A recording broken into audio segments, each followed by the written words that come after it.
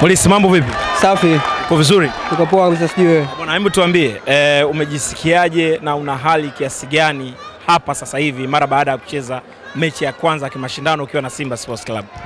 Kwanza najisikia vizuri sana kupata nafasi ya kuweza kucheza mechi ya kwanza kimashindano, na ukiangalia ndo kwa mara yangu ya kwanza nacheza ligi kuu ya Tanzania bara.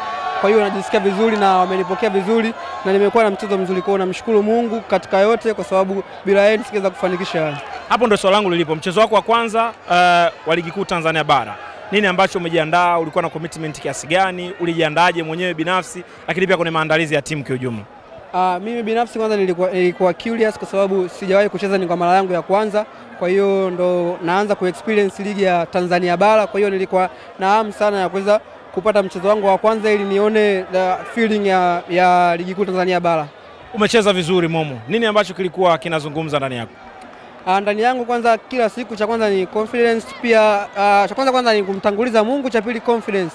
Katika hayo yote naamini unaweza kuwa na mchezo mzuri katika game yoyote ile. Tutarajie hiki ambacho umekionyesha leo kitakuwa zaidi? Tutarajie zaidi, naamini ni kujiandaa zaidi kuweza kuwa na discipline ndani na nje ya kiwanja ili kuweza kufanya vizuri zaidi katika michezo ijayo. Kwa niaba ya wachezaji wenzako, mchezo unaofuata ni Jumapili, mchezo wa CAF dhidi ya Gaborone United.